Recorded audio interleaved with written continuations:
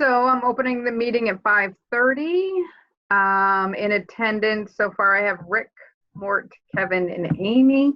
We'll start with the consent agenda, previous minutes.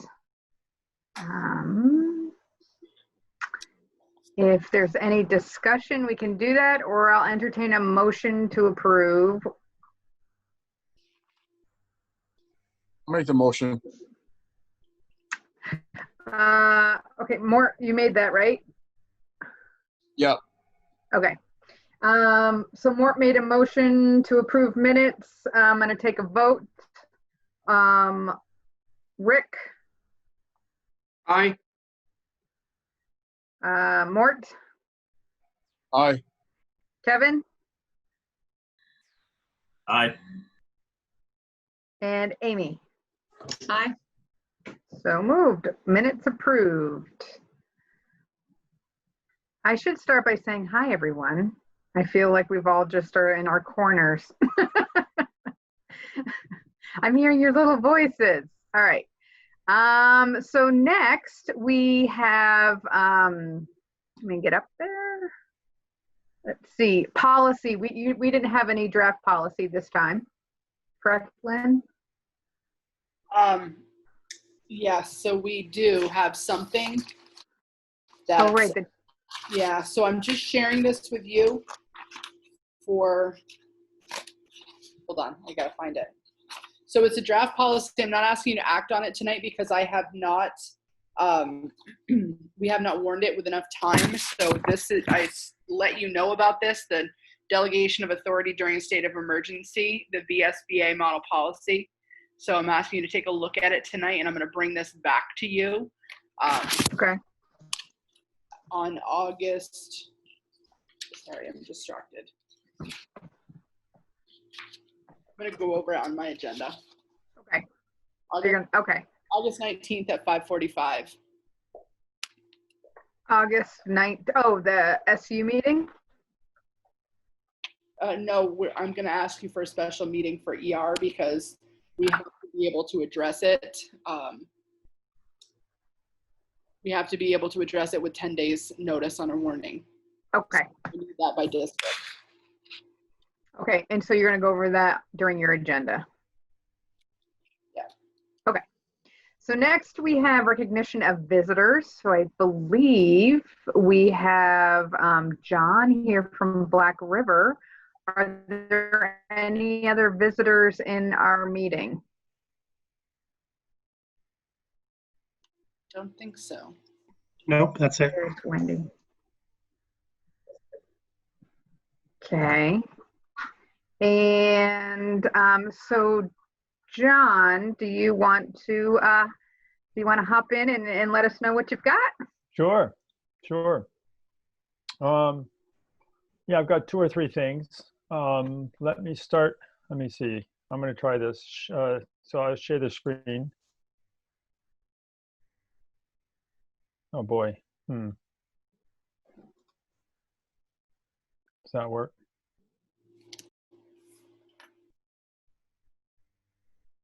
Yep. So what are you seeing? You seeing a site plan? Yes. Okay, Yes. good. All right. This is working great. It's on my other monitor, but that's fine. So what we did in the interim here is we've talked, you've seen these plans. Well, actually, all right, bear with me here. I'm not sure what, there we go. This is what I want. I don't know why this isn't doing what I want it to do. Every plan but the one I wanted is showing up on the screen here. All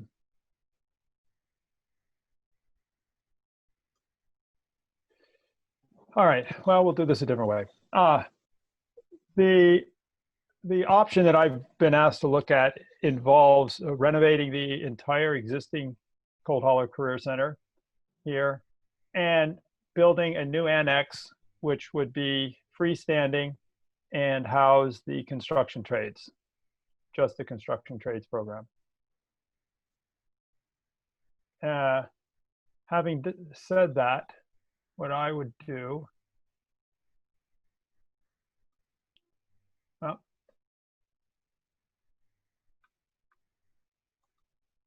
I'm not doing well here. So you saw, I think you saw this spreadsheet the last time we met, is that correct? Something like this, where I went through and I showed you all the different options, A, B, C, D, E, and F. And Yes. I've added option G to that in the exact same format with the, let me do this for you. Does that help? With new construction, which is 5,000 square feet here of the construction trades and some outdoor storage to go with it. Minor renovations, I kept it at no square footage of minor renovations. So John, I think we're seeing a different screen than what you're talking about. Okay. I don't have your plans, but I have the other files you sent me if you want me to try sharing. Let's see. Are you seeing? Let me try this. So are you seeing the one that says Cold Hollow Career Center preliminary scope budget summary? With the We big are, green yeah. stripe at the top? Yep. That's not the one I want to show you right now. Is that better? Did that just change or not? No, still the same budget one. Well, I don't know how to. You have two desktops by any chance, John? I probably. I wonder if you slide it to the left or slide it to the right. Yeah, that's what I just tried. No, it's not working. Morgan, do you have that spreadsheet up that you could pull up? I will get it up. We should have practiced first, huh? Exactly. You want the budget? I want the one that comes to $11 million. The one with the yellow highlighting? Yes. Okay. Do I have to stop sharing or something? You have to stop sharing. All right, and how do I do that? It should pop up on the little menu that's floating around up there. Maybe I can just boot you. Yeah, that might be I best. think I can take it away from you. What's that? I'm not seeing anything, but I'm not finding the what I want here. What's So this? can folks see my screen now? It says revised 5 No. August 2020. Nope, I still have the draft of the preliminary scope. Both. I have dual monitors. I had yours. Now yours is gone, Morgan. Wasn't that interesting? So Yeah. So I need to figure out how to stop sharing this. And I'm not sure where that happens on this screen. Might be all the way at the top.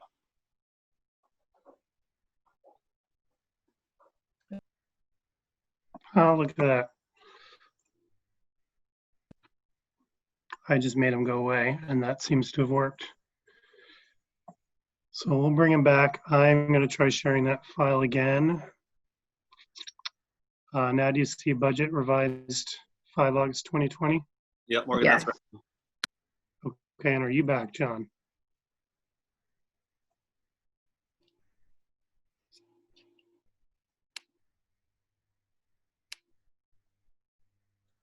Yes, I'm back. Sorry. Now I'm unmuted.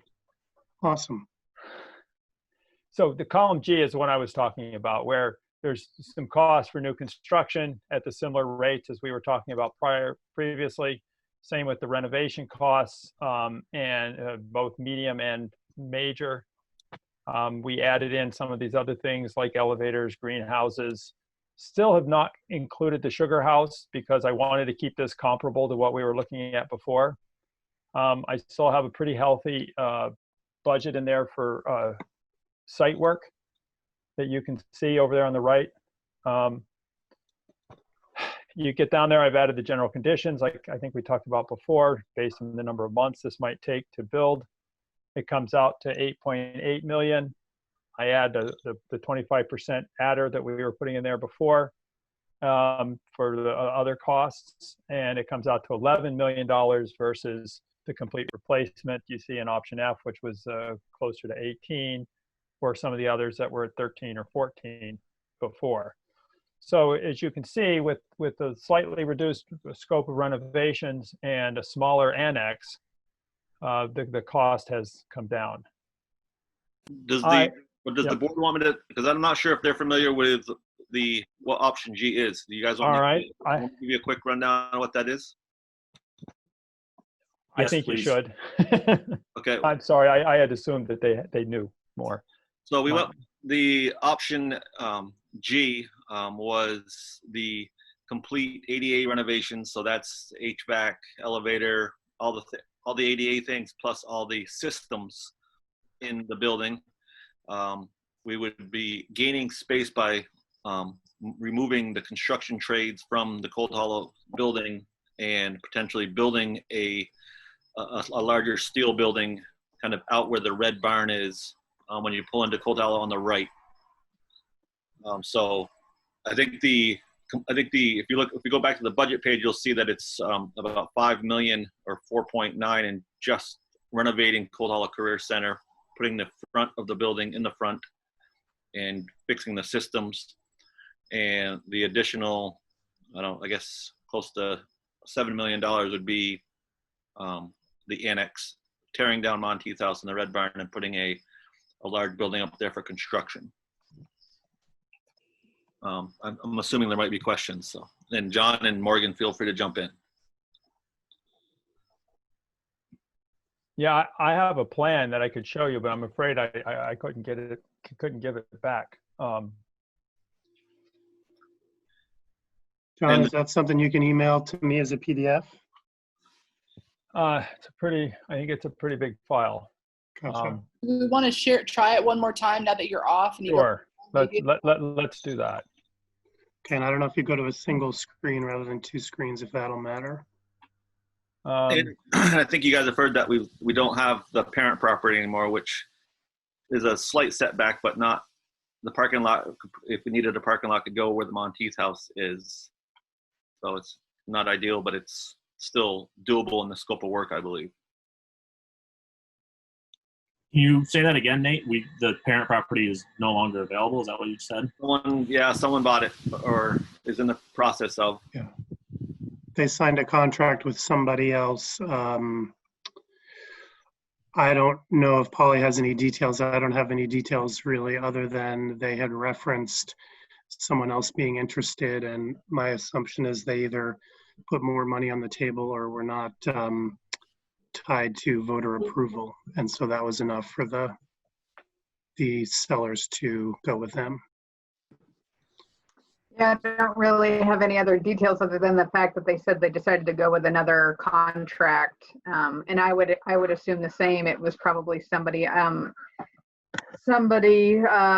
who was willing to just not have to wait till November for a vote. So, yep. We did put it out there though that if anything happened to fall through, that we were still interested. So, Morgan, am I able to share my screen at this point or not? I believe you are.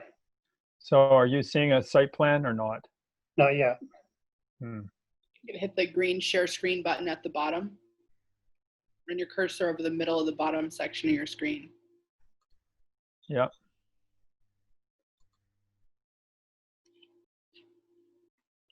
You might have to start your video again first. All right. I'm hitting the share screen. That's not happening, huh? Something's happening. Now we see your email. Now we see the plan. Okay. So here's the site plan, and so you can see that the main building, and we had, this is when this property was still available. We were thinking that this would be a perfect spot for the parking with a new front door over here. Of course, and then there's our 5,000 square feet of construction trades. We had already identified an alternate parking area, just to show you that it fits. So I think there's enough space on this site regardless. At some point we may want to move construction trades down this way and reconfigure it and try to slide the parking lot closer to the main entrance here, or flip these two pieces. I think, that would be the next part of this process is to look at the options there. But I think that this demonstrates that even without this lot, you do have enough space here to do what you're looking to do. It may not be as nice as it would have been otherwise, but I think we can do something pretty good. And you still have plenty of space over here on the left as well, behind the pole barn there. Looking at what Nate was talking about, Nate, should we run through the plan or not? What the changes are? Yeah, we can. So, real quick, this is the existing automotive, and we would punch through the wall and take over the existing construction trades area, which is all of this, which actually gets you the drive-in bay here as well, room for a classroom, and just a little more breathing room for that automotive program. We would take the administrative functions from over here, which you can see is about 800 square feet, and move it across the hall, create a new entrance with a secure situation where people could come in the door, check in, and then be let through into the rest of the building. Obviously, this is enough area to consolidate both the functions that are over here on this side of the plan, as well as the conference room and Nate's office upstairs. This is currently where the diversified ag program is, and we're looking to shift that over here so that it's adjacent to the forestry lab, because they're related programs. It would allow them access outside here to the same yard that forestry has. Forestry would get a kind of consolidate these small spaces that you see into a larger classroom. Then that's pretty much it on the first floor. On the second floor, wrong. There we go. On the second floor, we would take and where, I'm just gonna get rid of that.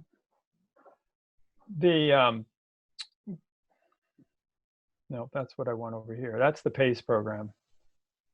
We moved the PACE program from over in this area across the hall to where the computer lab is. That was one thing I didn't go over downstairs, is that the computer lab would move from upstairs to down by the front door, where you'd have better community access to that space. Digital media would move from downstairs where diversified ag went to and slide upstairs here into this space. And the business leadership program would stay right where it is. So fairly simple rearrangement of some spaces, but I think, Nate, it kind of right sizes some of those spots and puts them in relative location to each other that makes more sense. Can I ask a question? Yes. Is there a plan for the space that is currently Nate's office? That's this conference room that I managed to move Gotcha. the piece here. That's this room here. And, I think as we would move along with this this project, we'd really want to look carefully at what that might be used for. As it stands, it's a very nice sized meeting space, conference room. It has access from the hallway, so it would be accessible to anybody that wanted to use it. It is also right off of the PACE program and has access from business leadership, so that you could use it from very easily from either of those programs. Lots of multi-purpose kind of options there. And in reality, there'd be very few renovations that are necessary in that room. We can kind of just leave it as it is. So, but that's a good question. You fixed the bathroom issue as well, I see. Yeah, with the bathrooms, we're proposing here a couple of single toilet rooms, single user rooms on each floor. So you've got one here and one there. You can call them men's and women's if you'd like. You can call them Fred and Ginger. You can call them whatever you want. downstairs, we're saying kind of the same thing, that we would relocate them from where they are to right here by the front door. So they're accessible, monitored, and I think we have to rebuild those bathrooms anyway. So relocating them really doesn't change the cost one bit. And then we would also be adding a bathroom, I'm sure, here in the administrative staff area for them. We just haven't shown that here. And there's one upstairs in the medical careers space. So yes, the bathrooms would be fixed in this case. And of course, there'd probably be one or two over in the construction trades as well. So that's the project that we're looking at here. The other thing that I did,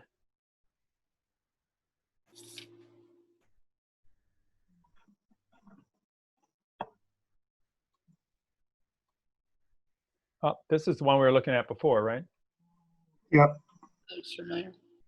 Yeah, now I have it so I can show it to you, but we've already been through it. Anyway, using the, as I said before, using the comparable methodology, this came out to about $11 million versus the ones we looked at the last time. I also, what I did was I took the scope of work that we had identified for all the different components that we said, all right, these are some of the deficiencies in the building.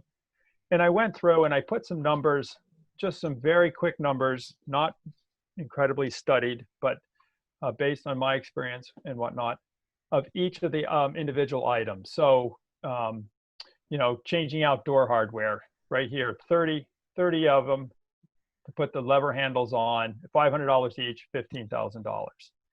And I went through all the way through here to try to just look at the renovation costs. And the really interesting thing is that when I got to the bottom and I added them all up, it came out to $4,700,000. And you can see this line I have on the very bottom here that says comparable budget from the square foot estimate worksheet, the one we were just looking at, was 4.575. That's actually too close to, because it actually puts more credibility to this than it is probably deserves. But on the other hand, it tells you that whether you come at this from the top down or the bottom up, we're coming out to about the same spot, which is in the range of $4.5 to $5 million to renovate the building for the scope of work that we're talking about right now. That's the code specific work, John? Well, that's not only the code specific work, but for the accessibility, which came to about 425,000. It was things like air sealing the building. It includes $400,000 for tearing off that concrete wall and putting in a real wall with real insulation and real windows. It talks about all the electrical work. That building needs a major electrical overhaul. This is saying about $400,000. I've got $100,000 in there for sprinkler system, and that's not including any kind of storage tanks or booster pumps, which I suspect are going to be necessary. I did a little research and found out the reason why we ended up having to put the generator and everything else in over at Enosburg High School. The water pressure in the Enosburg municipal system is extremely low. And so it's insufficient really to run the sprinkler system in the building. I need to confirm that with my engineering consultant who's been out on vacation. But he did get me that just before he left. So it includes that. It includes lots of HVAC upgrades, pumps, new heating units, new ventilation, new controls, all the things that were identified in that report as being necessary. Some new finishes, new flooring and ceilings throughout. Since we're doing sprinkler systems and new lights and new heating system, the ceilings all have to disappear anyway. There's some plumbing. As you saw, we're redoing almost all the bathrooms in the building. We're changing out those door locks like we talked about before. And then I included some money in here for all the new walls and partitions that we need to build in each of the different programs. So I I tried to be as comprehensive as I could at this kind of broad brush scale to try to capture all the different pieces of work that there are likely to be necessary. Again, this is still based on a very, very rough estimation of the scope of the project based on what I've talked with Nate about to date. And I've got a proposal to Morgan, at least a draft one, to start to talk about what we might have to do to move forwards from here to get you to a bond vote, so that we could actually document some more specific assumptions and get a detailed cost estimate that we can all maybe rely on a little more. I do want to warn you that the prices that we've seen in the last month or so, as the economy gets going and construction work gets started up again, is prices seem to be inflated over what they were, what I'm calling BC, before COVID. What I don't know is whether that's a lasting phenomena or if that's just a short-term thing that reflects constricted supply lines, limited labor, as some people aren't willing to rejoin the workforce, and whether those pressures will maybe be relieved as we move forwards into next year. We're all out here wondering that. So that's what I have for you tonight. I'll let you ask some questions if you have any. Can you just flip to the new construction, the annex construction? Do you have a worksheet for that? I do not. I just use that new construction square footage cost. At that point, we've just made an assumption that 5,000 square feet will do it. And we would have to sit down and talk with the program director there to figure out exactly how we were going to do that.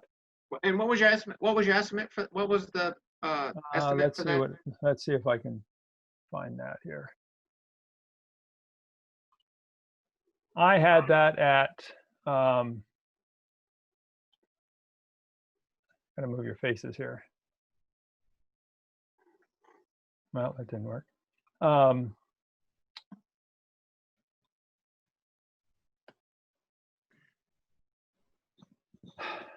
Let's see, new. So I had classrooms, admin offices at 2,000 square feet there at $300 a square foot, and the labs, toilets, mechanical systems, mechanical spaces at $400 a square foot, and that then gets us to a total of about 1.8 to 2 million.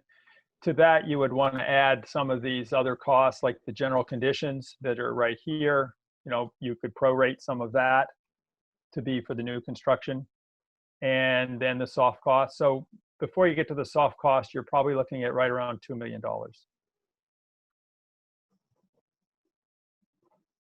And again, I can't stress enough that, you know, we haven't identified what the building construction is on that yet. Whether it's a metal insulated panel building on a very straightforward steel frame, or whether there's some more complicated construction that's going to be necessary there. Those are just things that we would do moving forwards here between now and when you would warn a bond vote. Okay, so we're at 5 and then 2. That's 7. Yeah. So the other 4 is just that little small addition on the other building, basically? That is, then you've got site work here at about $1.5 million.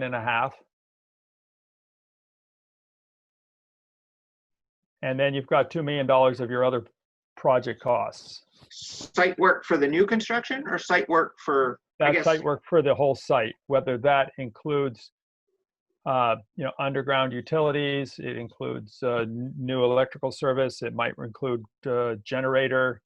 I'm hopeful that that's a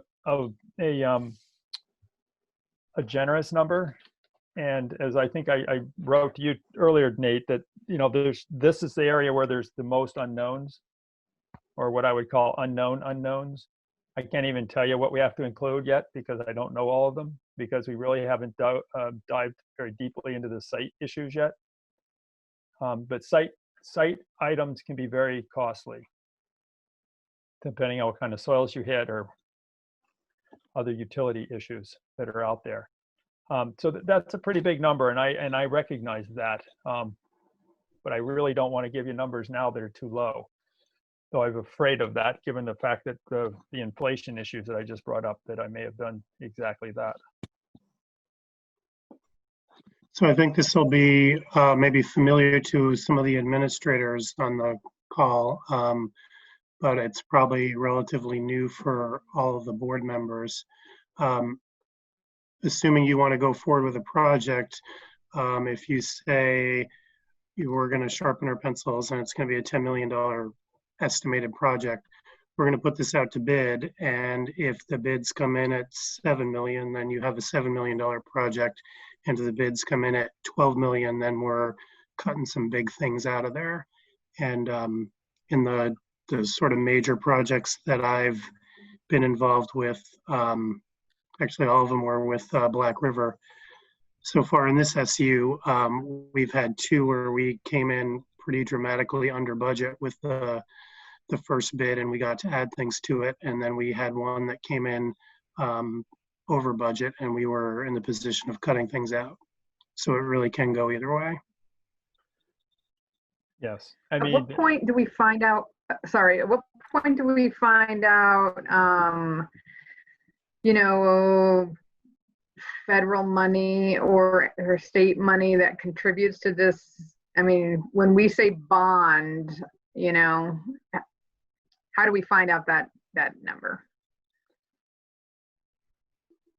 So unless Nate knows something different, currently that number is 0. The legislature is talking about freeing up, or the legislature was talking about freeing up construction aid pre-COVID. I don't think that conversation's necessarily dead, because they are looking for any sort of economic driver that they can. But I've certainly not heard anything on it recently, and they've got bigger concerns right now with the Ed Fund. Nate, I don't know if you know of anything in the Perkins tech specific circles that may be coming down the road. I have heard nothing, so. So Morgan, I don't know if, it was a big deal in the Free Press here in the last week or so that talking about Winooski's project, where they've gotten a fairly sizable loan from the USDA, Rural Development. I am pretty certain that all of the schools in your district would qualify for that, all of your towns. Yeah, and even borrowing through the bond bank, the rates are pretty low. It's the lowest they've seen in 50 years. So in terms of borrowing money, it's a great time to be doing it. But in terms of getting a portion of this project paid outside of the district, right now there's nothing on the immediate horizon. Right. So I got a plan question. So would it make sense to, rather than put the small annex that seems like it's going to cost a fair amount of money on the existing building for the reception, would it make sense to have the parking lot where the Monteith House is and put your reception in the new building?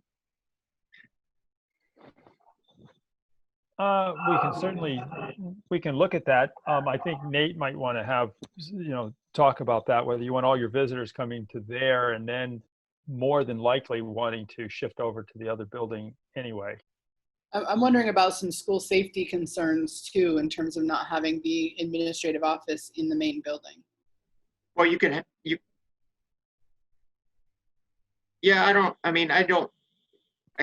I think you could probably alleviate those safety concerns a little bit, and it actually might be safer.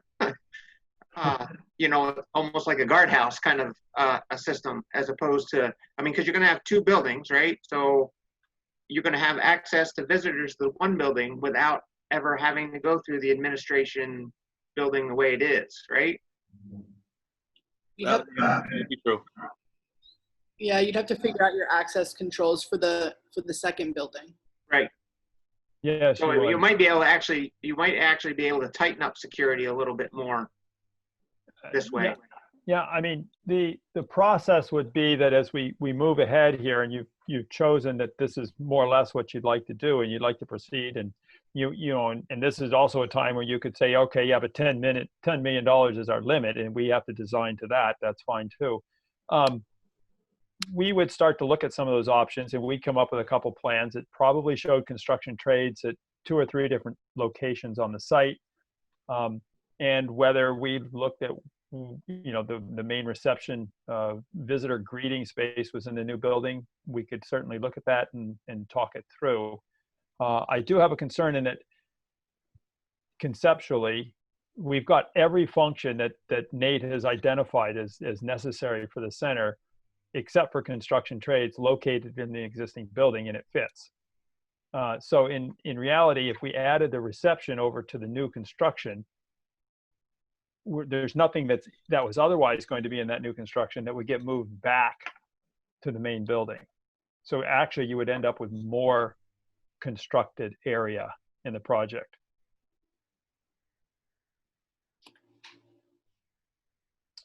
And area equals dollars, typically.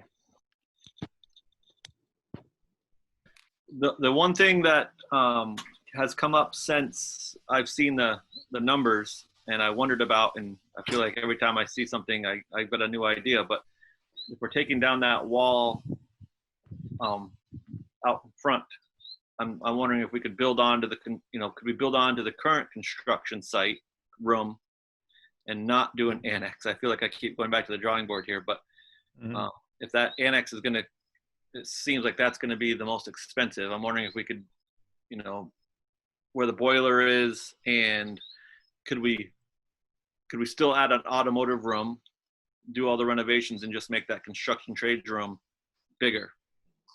And would that save us some money?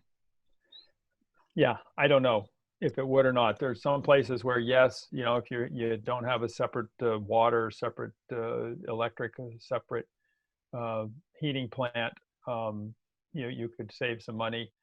We'd have to look at just, you know, construction trades has some pretty significant site access needs. If you're going to be building a building in there, you need to think about how you're going to get it back off of the site when it's finished, with like a tractor trailer truck that comes in and hooks up, and somehow you have to get it from there out onto the public streets and delivered to wherever it's going.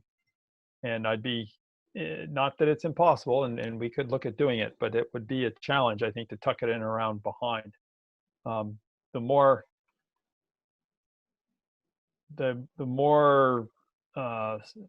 reasonable or more obvious space to put a building on this site plan is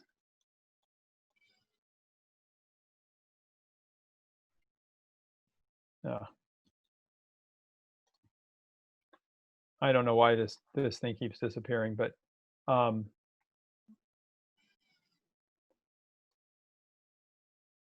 is over here. I don't know if you can see that or not, but all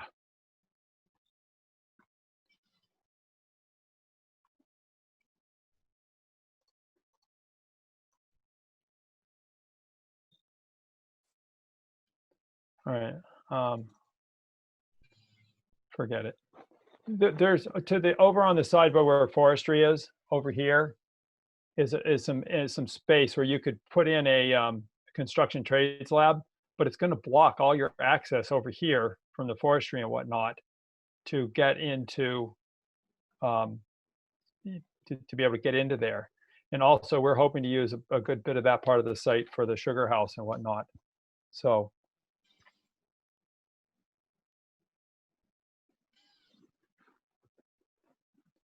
anyway, this is I'm glad to look at all of these options, and I think those are very logical questions and things to investigate, and it kind of leads into your next phase of the project, which is now that we've kind of gotten through the feasibility component, it would be the what I call the pre-bond, where we actually look at some of these options and develop them a little bit closer to establish a reliable budget.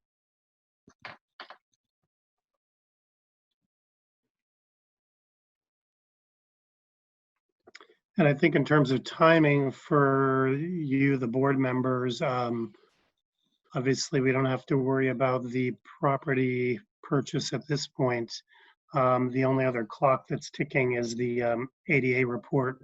And at some point, we're going to have to make a commitment to address those issues one way or another. I think if we were doing making a good faith effort moving forward on a major project, that would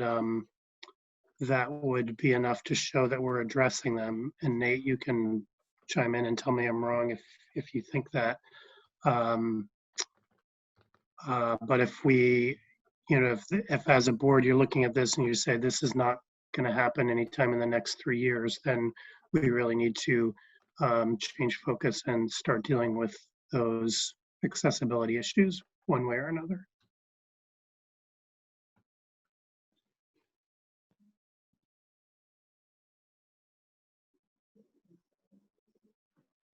So what's the timeline when you need our final decision on what to do?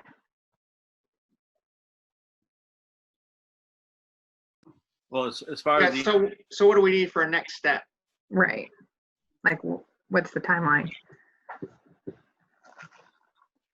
like Morgan said, for the ADA, as long as I'm showing I'm making progress, I think they're going to be pretty lenient and not shut us down.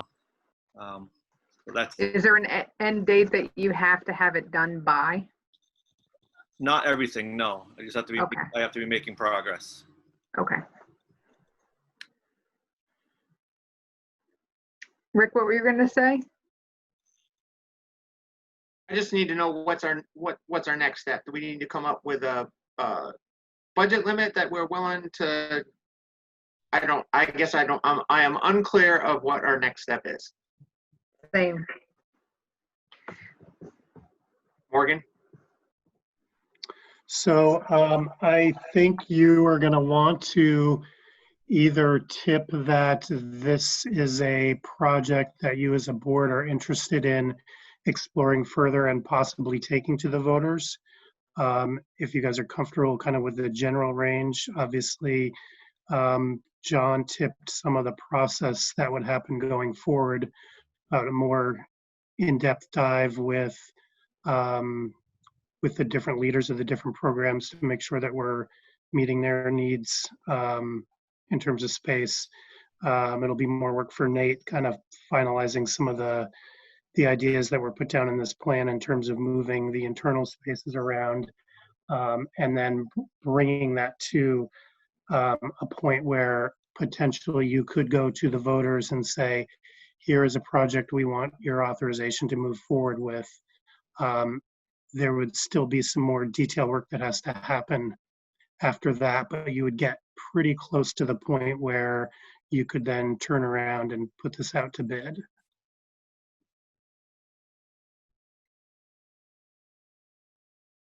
Alternatively, I think it's telling Nate and me to say we want to follow the letter of the ADA law as cheaply as possible, and we're not going to explore any sort of major renovation at this time, or I guess any of the points in between. My thing, Alex, so I'm just going to think out loud. So I feel like if we're going to go through this kind of renovation, that yes, we should maybe get it to a point where, don't just fill the holes. We should get it to a point that we want it. However, we're also in a complete unknown as far as what our budget can handle, what our communities can handle. Like, I feel like I am not equipped to make that kind of financial decision, but I also see the necessity and the need, a necessity and need for it. So that's where I'm completely torn. So I would love, what do y'all think?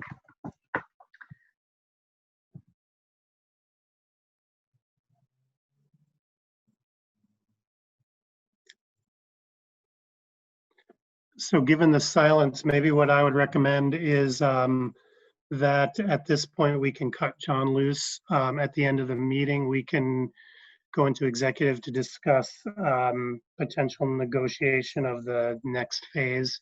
And I can kind of walk you through what that might look like and what that might cost and what that timeline is. And again, I think based on what Nate said, it's not like we need to be rushing to have a bond vote for town meeting day. We've got certainly a much longer runway if you want it. Yes, but I feel like that. I want that. Yeah, I think if we have a So little bit it- more time to just to see where everything turns out in the next couple months. So if we're making moves towards that potential move to invest in and ask for the bond from the town, we can still go there. We'll see where we are in a couple months if we have more time. It's reasonable. I think the other part is starting to communicate a little bit with your community about where you're at with trying to put on a balance, like how much money should we be investing to come up to code when there are other major issues. So I think that planting some of those seeds aren't going to hurt either, because I think that, you know, you're really taking this seriously and you're really looking at not just what do you want in terms of what you're offering for programming, but you're looking at, you know, what are all the financial options that we could have associated with code and non-code type issues. Yeah, so I mean, my personal opinion is to we have to do the ADA stuff, so that's a no-brainer.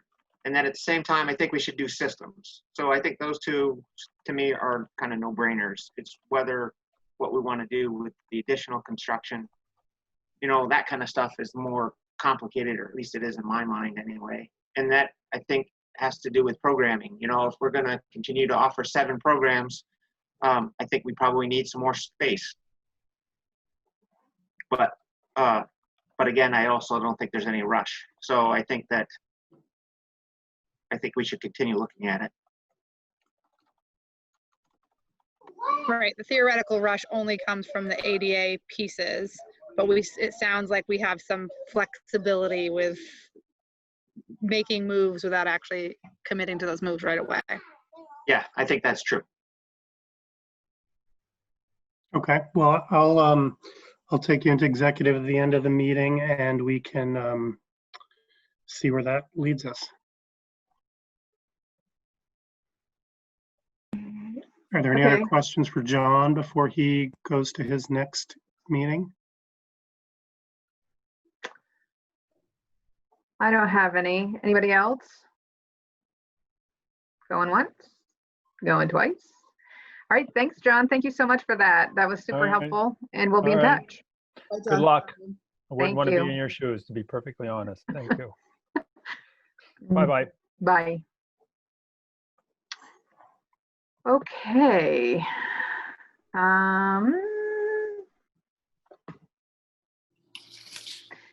Next, we have Morgan. You are up. Oh, lucky me. I sent you the financial report for the end of June. I think that actually went out in your packet for the first time in about a year. I can answer any questions on that. It is definitely good news, as I tipped to you a couple of times during the year.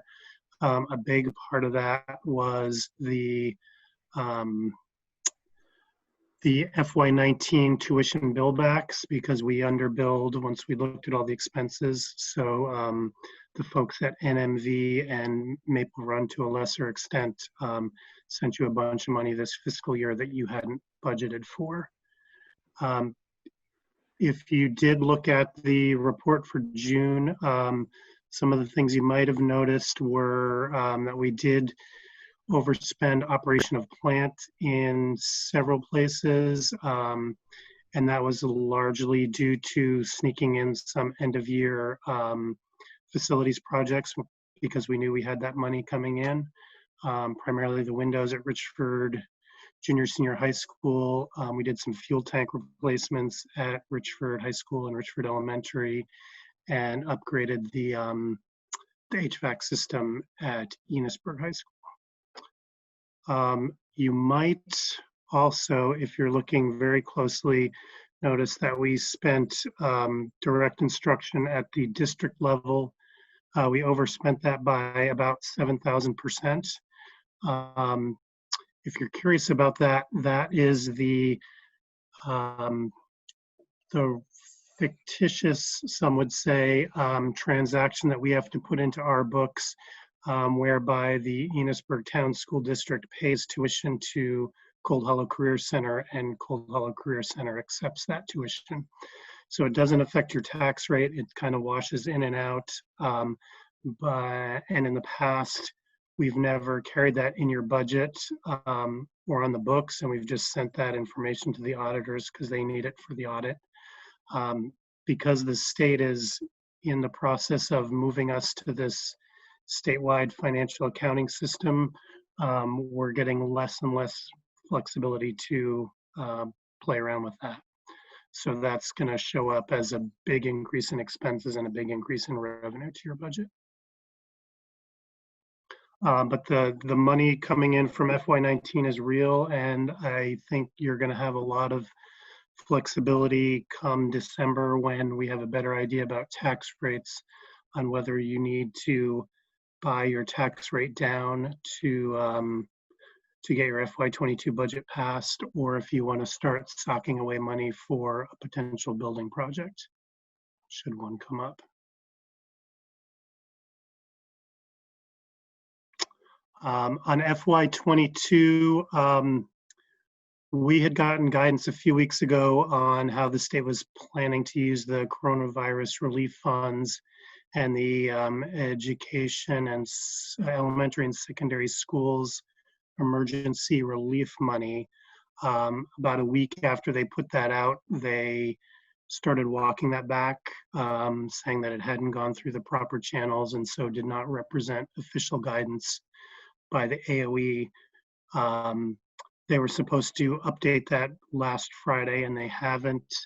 And your guess is as good as mine, but I doubt they were pulling it back to give us increased flexibility on its use. So we'll update you when we hear more on that. Any questions on budget for either last year or next year or this year? Oh, okay. We will go back to Cold Hollow at the end of the meeting in executive. The only other new business is around the driver's ed vehicle.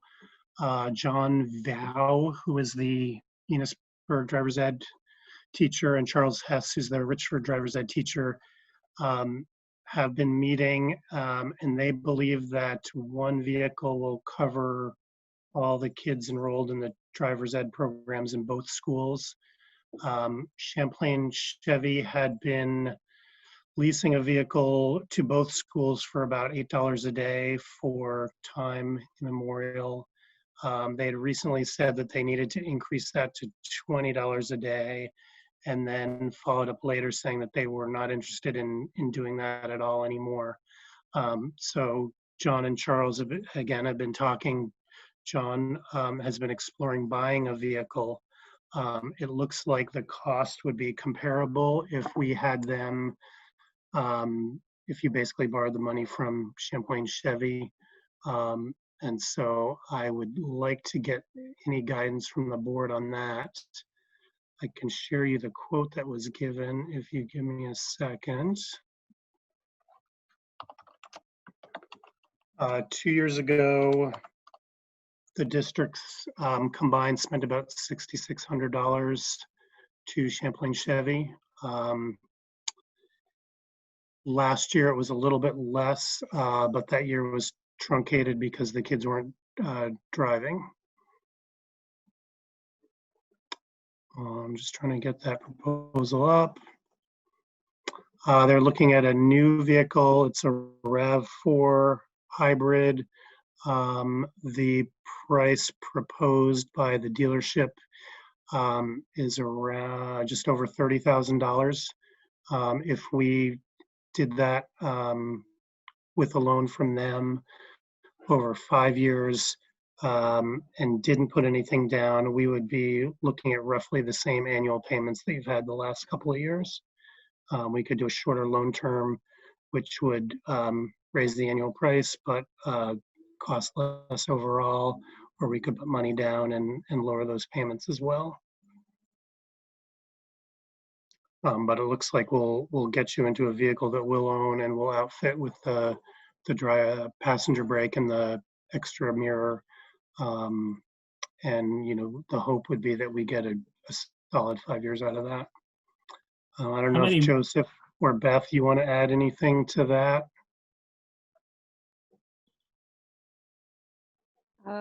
No, you and I talked earlier and you had told me you weren't interested in buying, that we should wait, but that was before, I mean, Champlain Chevrolet was going to continue to deal with us, but I guess they didn't want to deal with Enosburg anymore. So I guess after we found out that both schools could do it using one car, if we coordinate closely, that it was a more economical decision. I think you were trying to ask a question, Kevin. Yeah, I was just wondering, like, how many miles a year are put on these vehicles? I mean, there's other dealerships besides Champlain Chevrolet. Could be leased from somebody else. I looked into that. And everybody is buying or leasing. Nobody is giving a deal like what Champlain Chevrolet gave us for years.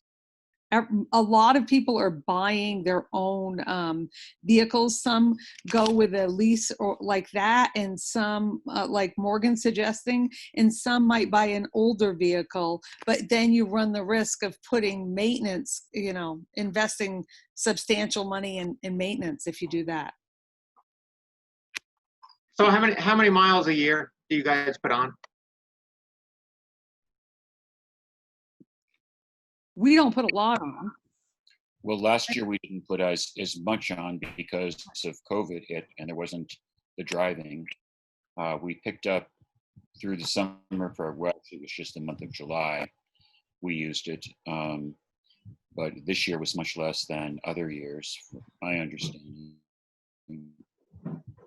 You're muted, Lynn. It's challenging to answer, Rick, because we've had a shift in programming, and I think that there are many more miles that were being put on in one of our programs. That's what was starting last year, but then we went into COVID. I mean, we could go back and dig and say, okay, if we drove this many until March, this is what we can anticipate we would have driven until June. But we don't have the way they were driving and the number of miles that were being driven was very different. So we can get that for you, but we don't have that right now. And is the question, are you worried, Rick, that we'll go over the allotted amount of miles per year with a lease? Yeah, so I worry about that because those miles get, but you know, so but on the other hand, if you put a whole bunch of miles on it, then like you brought up before, you do start to run into repair issues and that kind of stuff. You know, so I actually for our we put so many miles on our vehicles. The last year of us making payments on a 5-year loan are actually the most expensive because we tend to have higher repair bills at the same time we're still making payments. But we put 40,000 miles a year on our vehicles too. So I don't know. My gut instinct is to buy it. At the end, we'll have some residual value left. Did you say it was a RAV4? Yes. Aren't they they're Chevy dealership? How does that work? This is not through Champlain Chevy. This is through Handy. Gotcha. Sorry if I misspoke there. Yeah, you know, effectively buying cars is not in my skill set, so I really push this out to the driver's ed teachers to look into that. So I know that John has been doing his digging both in talking with other programs, and that's when he came back and said that basically everybody else is buying a vehicle and doing the modification and then keeping it. So Morgan, I'm a little confused, right? So we talked about buying a RAV4. Yep. But finance through Champlain Chevy? Yeah, we can either buy it outright or we can have them hold the loan on it. So So it you wouldn't be mean a he- lease. You mean Either way, we're Handy's or Champlain Chevy? handy. Okay, all right. So I'm thinking we have an automotive program, so that's helpful as far as fixing vehicles. And if we own it, can we use it more readily? Like, for instance, it came up without deliveries of meals. Could we use it if we owned it more than if we were to lease it? And I'm thinking maybe yes. Would there be restrictions on how we use it? I don't think there would be restrictions on how we use it. I would probably check in with Visbit before we had the cold hollow program doing maintenance on it. Just because right. I know there's some different regulations around insurance and driver's ed Right. cars. That makes sense. We've done maintenance on the other driver ed's car, like Nick Fry's Okay. back in the day and stuff like that. So Okay. There might be some restrictions through, because it doesn't the insurance come, I might be confused, but I have to sign off on something each summer through the DMV, and like it's a couple of weeks before the school year starts, and then they get their insurance card kind of thing. So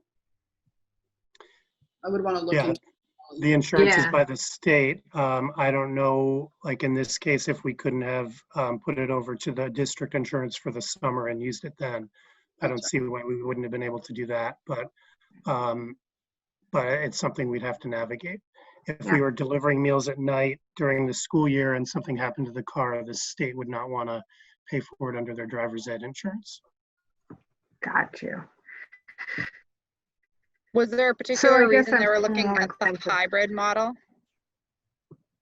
Just because I know those tend to be $5,000 or more expensive than a non-hybrid. Other than They being looked at environmentally. 3 models. 2 were RAV4s, one was hybrid, one was gas, and then I think it was a Camry. They felt like the Camry was a little on the small side. I don't know about the hybrid versus gas and what the thinking was on that.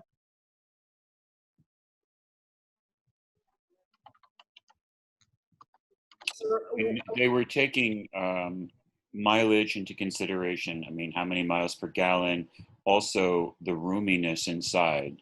They weren't looking for a gigantic vehicle, but they, especially for leg room and things like that, I know those were considerations. And just for the record, Enosburg would be using it 4 days a week, and Richford 1.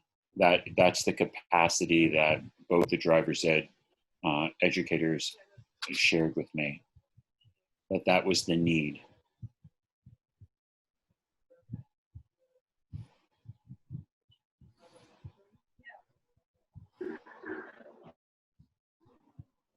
And you were going to say something.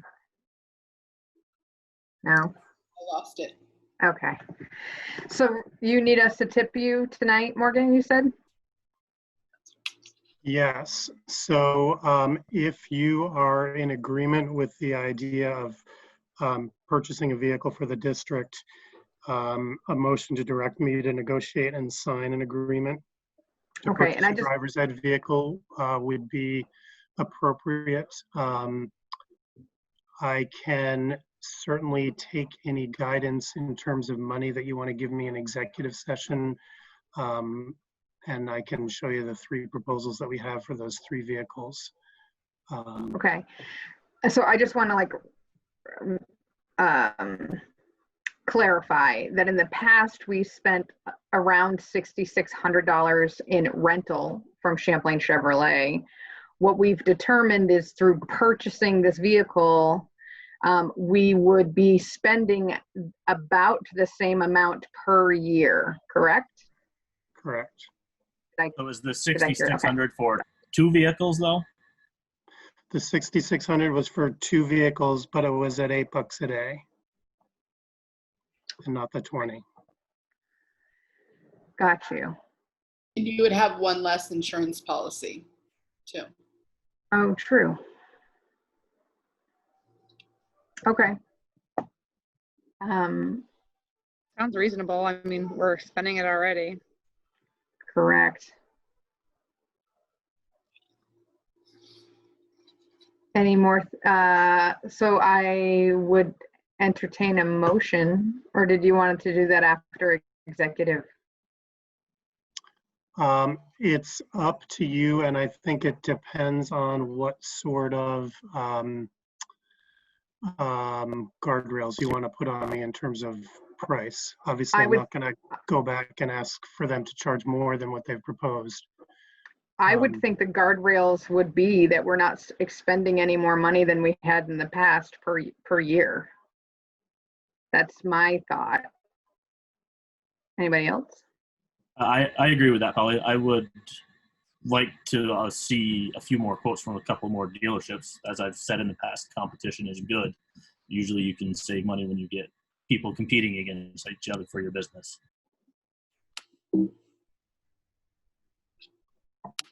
We can do that.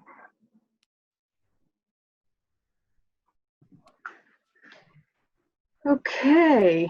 Anything else, Morgan? I guess I'm going to want to know when your next meeting is and whether you want to give me that authority to get this done before then or bring it back for the meeting. I don't know how soon after September 8th either of these teachers will have kids in cars, but I just want to be cognizant of that timeline.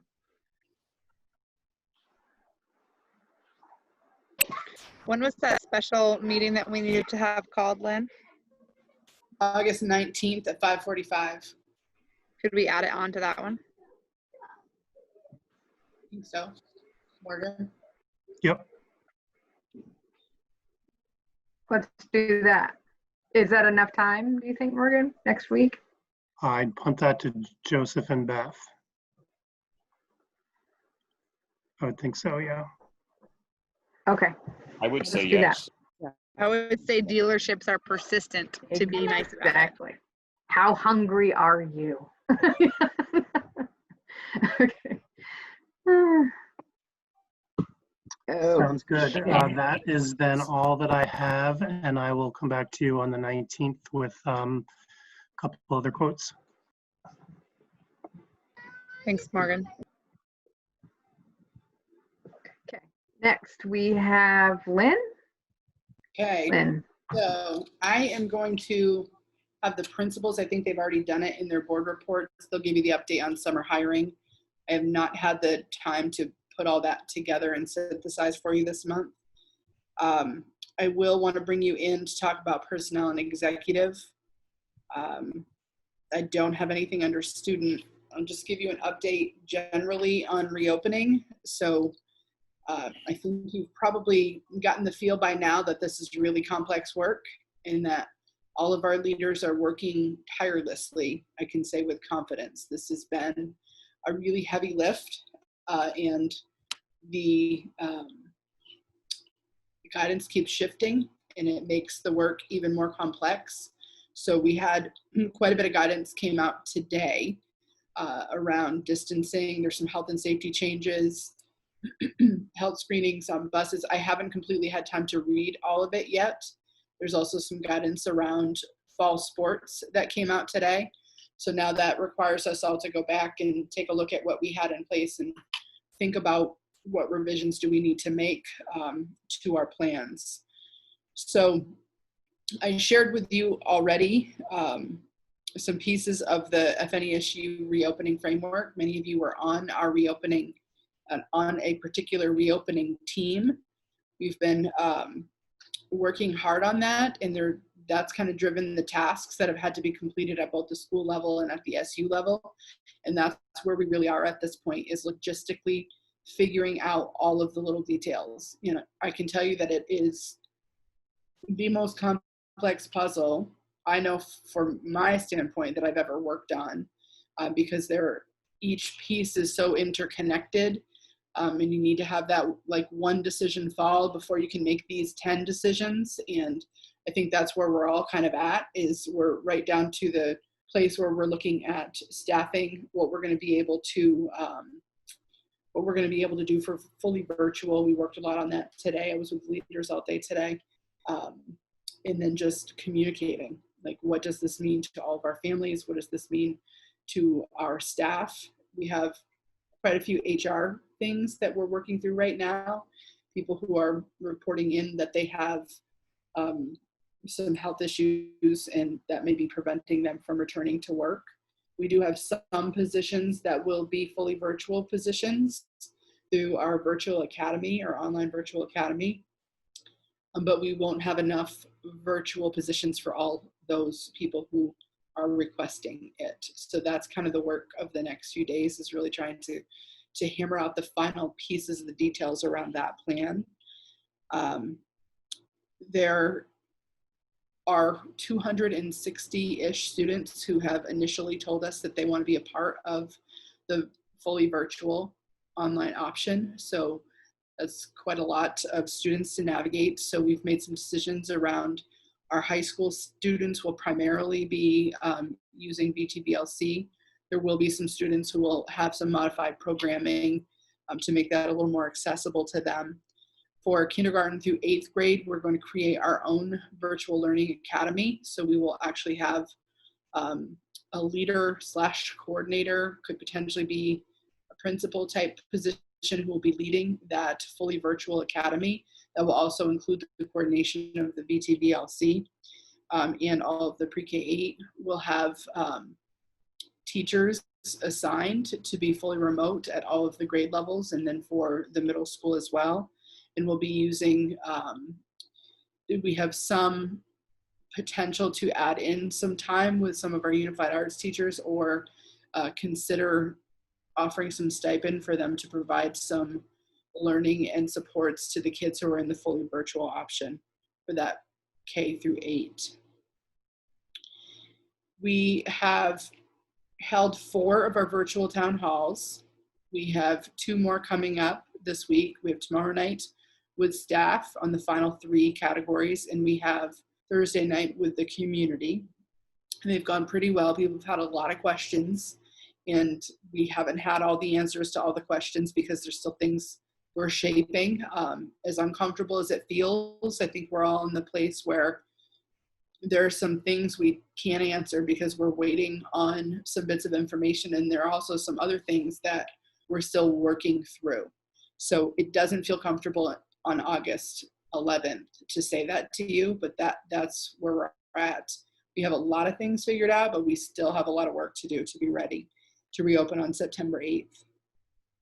Communication has been certainly challenging because there's so many details and there's so many interconnected pieces of our plan, and there's so many stakeholders that have a vested interest and a need to know. So we've been trying pretty hard to be consistent with the communication and getting information out. I think that we may be in a little bit of a saturation place where there's so much information coming from so many different places that I think it's getting a little harder for some stakeholders to absorb it, because there's so much that we're having to navigate. So we will get there, but it is a lot right now. And I know these leaders are working hard to make sure that their staff understands, what it's going to look like when they return, and they're working hard on planning for the return of students and communicating with families as well.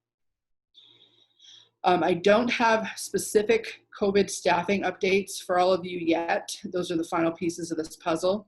I do think you're going to have some people who, if I am not able to offer a fully virtual option for them, that they may be asking for either a leave of absence, or they may be choosing to resign because they are unable to return to in-person. So we're working out those final details.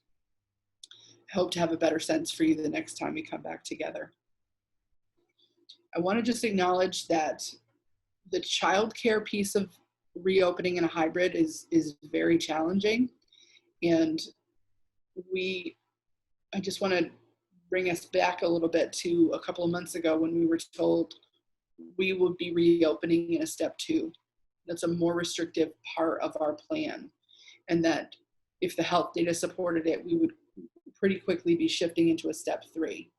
So we're now hearing, I heard recently, I heard on, I don't even know what day it is right now, Tuesday. So at Friday's press conference, I'd heard someone say 2 weeks after the year starts, they'll consider shifting to a step 3 if the health data supports it. I heard Jay Nichols use September 21st as we'll shift to a step 3 if the health data supports it. So our next step is we need to unpack that health and safety guidance. There's been some modification to the number of feet required for children 10 and under. So that's our K through 5 group. And the next thing we'll be working on both as a region, as the Champlain Valley region, is what does this mean to us with the new health and safety guidance and the information about the potential shift to a step 3. What does that mean? What will we be able to offer at that point in time?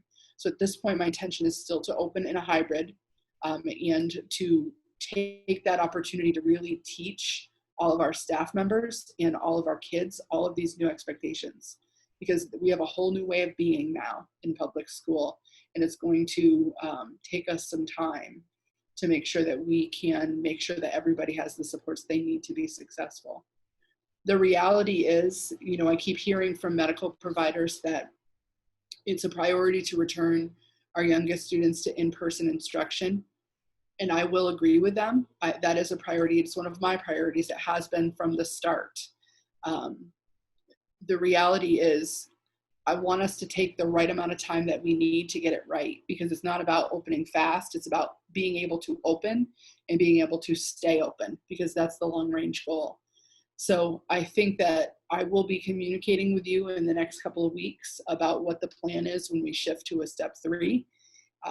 I think that I've communicated all the way through that the importance of our framework is that it has allowed us to think through what will this look like for us at a step 1 if we have to shift into fully remote. What does it look like right now in the phase we're in at a step 2, and what would it look like if we're able to return more students to in-person learning? So we recognize collectively that if we're in a step 1 or a step 2 and we don't have all of our students in person, that there's a childcare issue for our K through 5 families.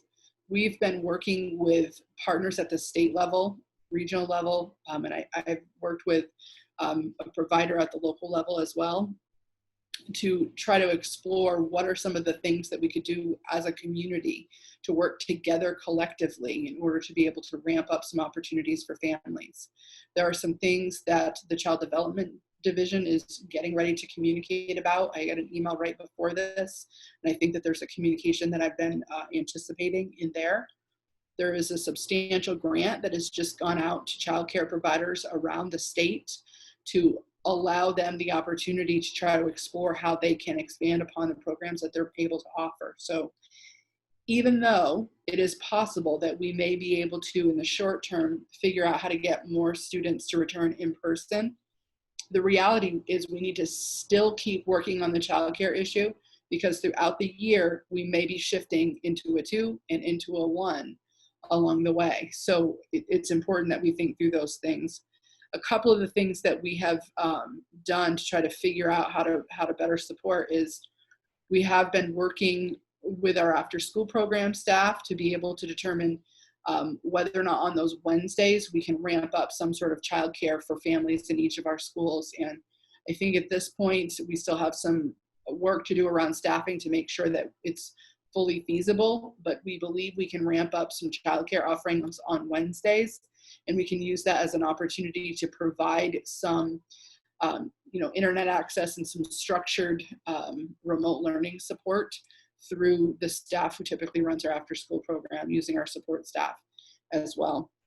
So that's one thing we're working on. We're also working on identifying spaces within our communities that might be available if there are childcare providers who could expand upon their business for whenever the community's moved into a 1 or a 2 and more childcare was needed. So I'm interested if any of you have buildings that you know of in either of the 2 towns that might be something that I could alert the CDD to, because they're trying to just reach out and have some options if there's a need to quickly ramp up more space for childcare as we continue to move forward. So reach out to me if you know of spaces that might fit that need.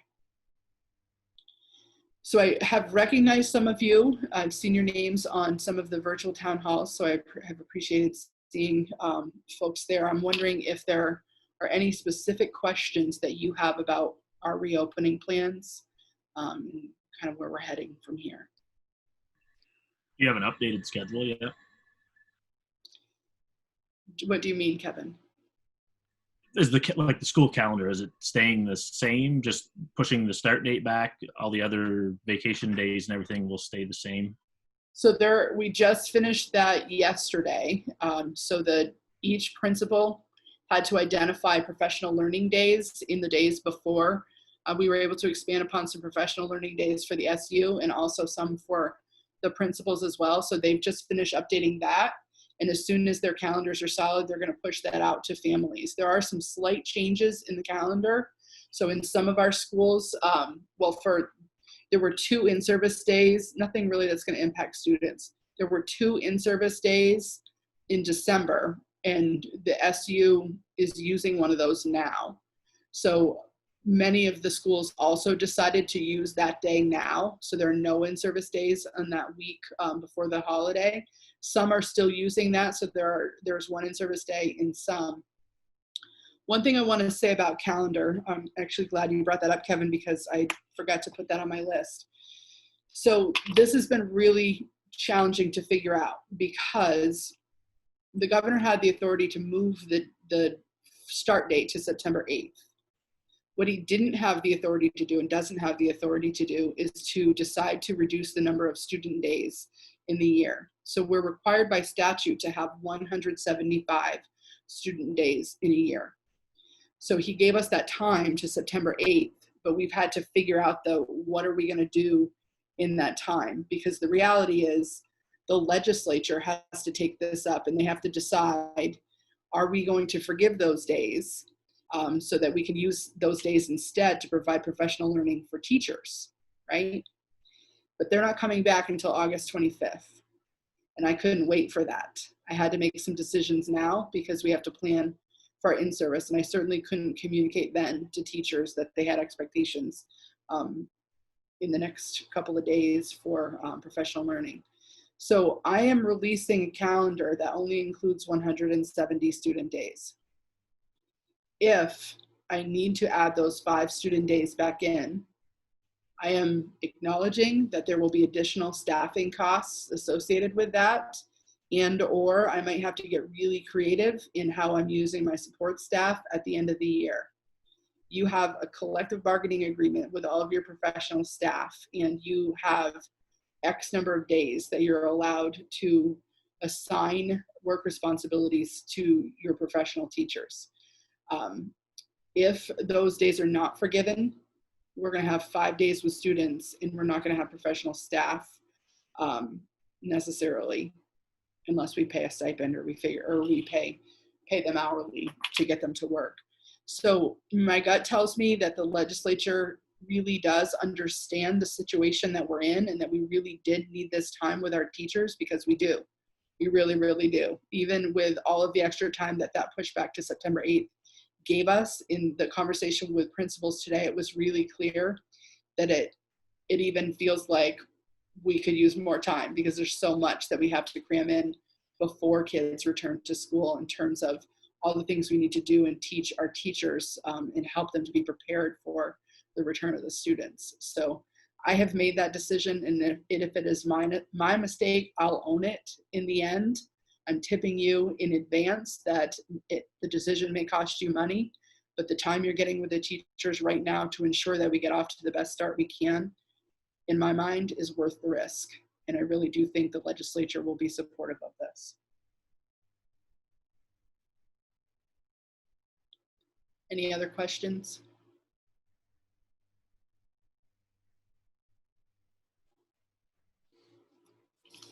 Okay.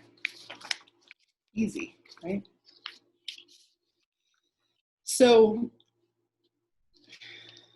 late in July, it was the end of the 3rd week of July, Secretary French released the hybrid learning guidance. And in that guidance, there was some language in there that I didn't really see coming, and I don't think board members saw coming, about determining the instructional dispositions that schools return in. We had already communicated our reopening plan and disposition. So without having anything to go by, I was trying to figure out how could I write some sort of a policy or a procedure, which I did. And I think that you guys might have seen, I think I had emailed something different to you a week or so ago, which was a hybrid learning procedure. And I have since kind of taken that back. And I don't know if I said that to this board, because last Friday, the VSBA released a model policy that was much more comprehensive than what I had developed on my own.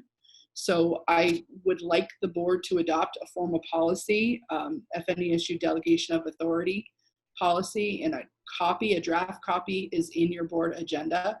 We cannot take that up tonight because we did not have enough time to warn that, to approve a policy. So we have a meeting warned for August 19th at 5:45. I'm hoping we can get a quorum there to take up that policy and now potentially the driver's ed information. Any questions, comments? You guys are being easy on me. That's all I have. Wow. Okay.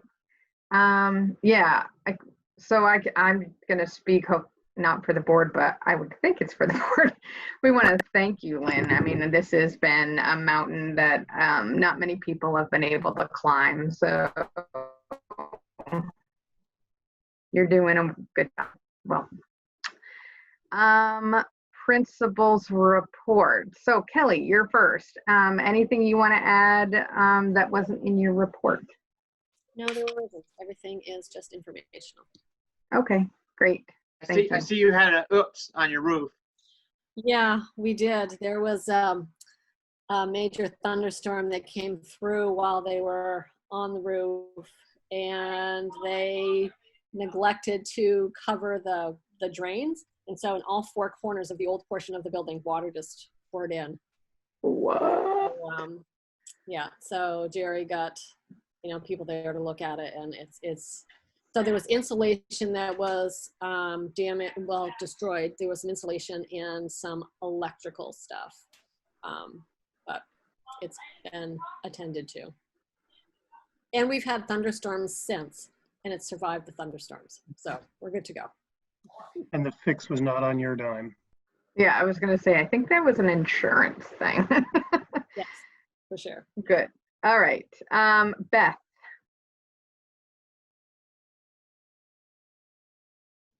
I had to leave meeting instead of my microphone. It was all informational. Okay, great. Jen. Hi. I did have an action for several new teachers that are joining our staff. I'm not sure if Michelle had informed you about Tanya Caswell. Yes. She has. And Yeah. McKinstry. Yes. Okay. We have David Dolan, who is a custodian. So you don't actually need to bring the following two for action because they're support staff. So I approve those. Okay. Just inform the board of the next two. And Emily Blodgett is the other one. Okay. And that's support staff, you said? Yeah. Okay. Great. And we acted on Tanya Coswell and McKinstry before, right? Am I remembering that? Okay. Great. Anything else, Jen? Nope, that's it. All right. Thanks. Rachel. I don't have anything additional, but I guess I will say publicly to the board that I am pregnant and I am due in late January. And I'm sure you're all like, yes, great timing for that. So Actually, I was thinking, you poor soul, you'll never sleep again. I already wasn't doing I that. love watching people become first-time parents. Kind of Are you funny. saying that like I love it, or are you like I love people joining? No, the I love struggle? both things of like the really fun, cool things you get to see people experience for the first time, and then the really terrible things that they don't have any idea are coming. I guess As you can hear mine screaming.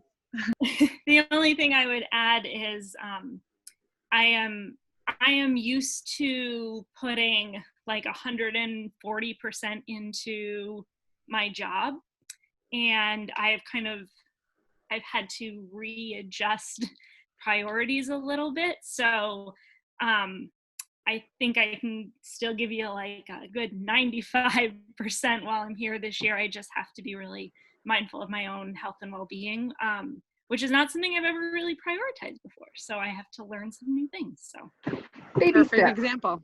I love to Exactly. watch people reprioritize.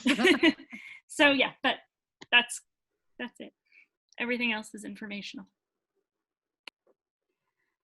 Well, congratulations. That's exciting news. And it's a girl, if anybody's interested. Oh, you know already. Oh, very cool. Anything else? Okay. Joseph.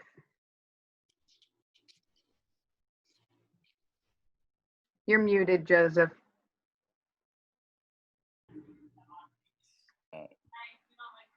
Okay, hello. Hi. Understaffing, one change since we last met.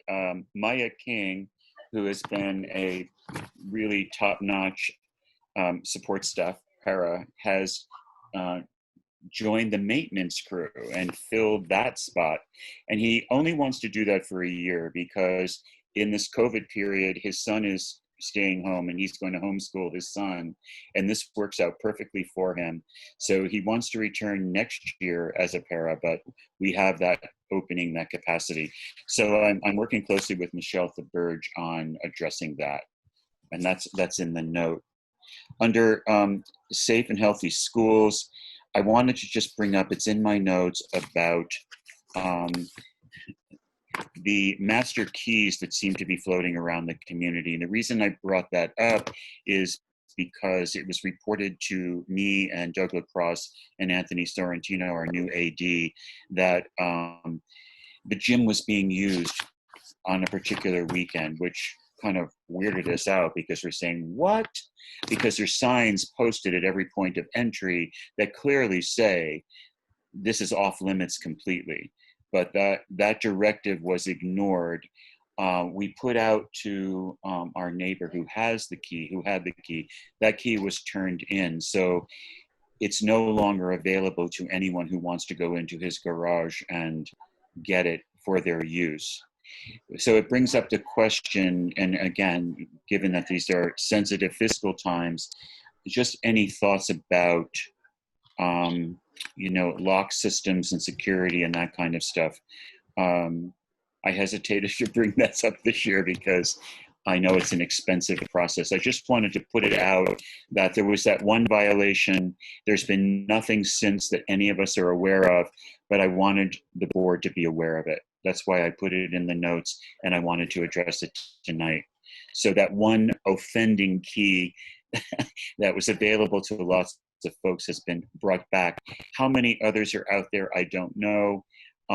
Urban legend has it that there are myriad keys all over the place. I don't know if that's true. This has been an issue that we've talked about in the past, and I think that given the importance of protecting the perimeter of the school and that no visitors are allowed in our schools this year, we can't even have board meetings in our schools because we can't open it to the public. I think that this is a really good time to think about access controls. I don't think it needs to be that you eat the whole apple. I don't think you need to do your security system, any kind of security system upgrade, but I do think that you could work to try to get some fobs or key cards to do access control and not have those master keys be used for access anymore. That's been our thinking too, Lynn. So I just wanted to put that out there. So would it be helpful if I got some estimates on that kind of stuff and bring it to you folks? Yes, please. Okay. Yeah, because it does need to be addressed. Like people can't just come and go and within the Right. school building. Exactly. I mean, it compromises health and safety, and we have been working so hard to be diligent about this that we can't compromise the health and safety of the building and people. Morgan, do you think that we need to bring this back to the board, or do we have money in the budget to just do this? We typically. Well, yeah, I don't, I think we will have a clearer picture in a couple of weeks. We have in the past seen a fair amount of grant money come through for security upgrades, so we could also explore that as well. Yeah, But I don't think it needs to go to the board if we're doing it within the regular budget of the school.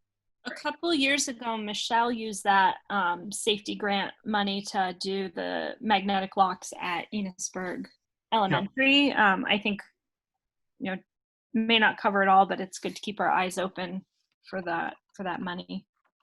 I actually thought somebody was writing a grant to do this. Am I misremembering? I'm not aware. There's been a lot of those in the district over the last couple of years. You also might be thinking about the 911 compliance for the phones. That's what I'm thinking of.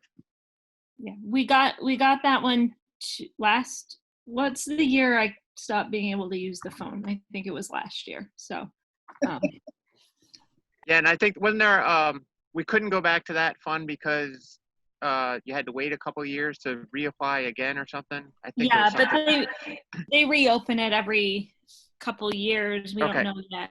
So. Okay, so I have two more things that are connected. By the way, that frost my muffins just a little bit that somebody went into that school and did that. Yeah. Same. Yep. Yeah, it's not a pleasant bit of news to arrive early on a Monday morning and hear that, I can tell you. All right, under other board members, please make arrangements with Amanda Blaney to sign additional diplomas. These are diplomas that came in after the first printing. They were not available for graduation day, and they do need your signatures. I know Lynn has been in and signed some, so I'm going to need your help with that. If you just call Amanda and make arrangements. The last thing I want you to do is, and I included it in the packet, is for you to look at the current diploma and come up with a decision. Do you want to have the signature of every board member in the unified district on there, or what? We're having to order the diplomas for this upcoming June already. We want to make sure they get there on time. But just look at that diploma and see if that's the diploma you want to keep, or do you want it modified in any way? My feeling, that's 6 signatures, and it eats up the whole bottom of the diploma. I mean, I don't know how y'all feel, but if I was a student getting my diploma, I don't think a board member's name on it was really going to carry a lot of weight from the principal. Like, I mean, maybe I'm wrong, but I just don't know. Yeah. What do you think? And I do think the board chair should sign it. There you go, Polly. It's only because I'm the only one that got in there and signed it. No, everybody was really good. We had signatures. Everybody signed, but. Yeah. So Any other thoughts on that from anybody? I would agree. I think, Polly, you and I talked about it that day when we signed them, just that I don't know that all of our names are incredibly meaningful, and it sort of does take over a lot of the diploma, which is not the purpose of the diploma. So I would be on board with that. I'm on board with it. 3 signatures, good. Okay. Thank you. That's it for my report. So next, Nate. Oh, actually, I got one thing for Joseph real quick. Right. You had an oops too. the telephone company's tree fell on your fence. Did that get fixed? You know? Have you noticed? I haven't looked. I keep. I'm glad you brought that up. I was thinking, which fence? Is it a Kelly situation where is it her residence or is it the school? All right, sorry. I'm a little loopy right now. Where's the fence, Rick? Help me. It's the fence is right by, you know, where the telephone company is there in Enosburg. Uh-huh. Oh, Yeah, that tree, I think it's the school's fence that tree fell on. Okay. I don't know if they fixed it or didn't fix it. I didn't look. I meant to look, but I didn't. I will check into that first thing in the morning. It was not a serious thing, or it would have come to my attention. Doug would have been right at my office letting me know. Is anyone else noting the irony that the telephone company's tree is the one that fell over? Yeah. Yes, it was noted. Could I ask a clarifying question before we move on, please? I assume that when you were talking about the diplomas, you want us to follow the same protocol at Richford for next year with 3 signatures. Correct? yeah. That's a great question. I think that's a great question. Yeah, I don't think you want 6 signatures at the bottom of your diploma either. I just figured you'd want to do the same. Okay. Yes, exactly. Yep. Thank you. Nate. Yeah, I have nothing this time. I'm sure the next agenda will be a little bit bigger when school starts. Okay. Board business. Cold Hollow discussion. So Morgan, you're going to take us into executive to discuss that. And before we go into executive, are there any future agenda items that we want to put on there? And when I say future agenda items, I mean September probably, because we already know what August 19th is going to be. No, I do have one question for Morgan though. You want in executive or out of? Out of, I think. Okay. So there was the piece of property that was discussed being donated in Richford. And I thought we were going to maybe bring that to voters in November on advice of our lawyer. And I was wondering if Morgan can question our lawyer at this point in time and see if that's really necessary. I am happy to question him again. Thank you. Great. Okay. Before you go into executive, I'm noticing that John Vow, sorry, John, I know I have that name, is on the call. And I know you had some specific questions about mileage in the driver's ed vehicle. So I'm wondering, John, if you could give the board a sense, given the first, months you had at Enosburg, do you have an estimate of how many miles you might be driving that driver's ed car?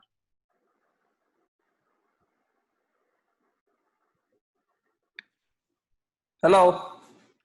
Oh, I think. Hi. Hey. Can you hear me? Yep. Yes. Yep. Okay. During normal school times, I would put on about 12,000 a year without having a summer program. It's about 6,000 per semester miles that I put on.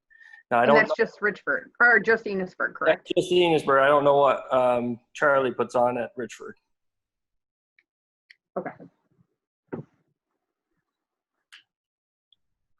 Is that helpful? Yep. Any other questions for John? There was one, somebody had asked maybe about other savings by getting a hybrid. And one of the things that I know will help is when the car idles, the gas portion shuts off. And so then that's when the battery kicks in. And we do a lot of practice around, and I'm sure Charlie does too, around the DMV testing. So it's hill starts, turnabouts, and parallel park. So the car is in idle quite a bit. And that would be a savings there, as well as complying with the Vermont law of not idling and changing our carbon footprint a little bit. So helping with that. I don't know if that makes a difference, but. Okay, any other questions for John? Thank you, John, very much. That was helpful. Okay. Okay, at this point, do I have a motion to go into executive session? Before you do that, I would just say that I think in terms of administrators, you just need Lynn and Nate in there. I can put anybody who wants to stick around into the waiting room. You can probably cut Jane loose because I think if you come back in, it'll only be a quick motion, if that, and I can take notes and send that to her. Okay, so Nate is the only administrator I need. I think so. Okay, and Lynn, obviously. All right, thank you all very much. Hang in there. Can you tell or do I ask? He is now recording, and sorry, Caleb, we're going to kick you right back out again briefly, but now you can go, Polly. Okay, I need a motion to go back into executive session regarding personnel. I'll make that motion. So I vote Rick. Aye. Kevin. Aye. Amy. Aye. Mort. Aye. Wendy. Aye. Okay, we're in executive at 7:44. Okay, so we have no motions coming out of executive session. So I'll entertain a motion to adjourn.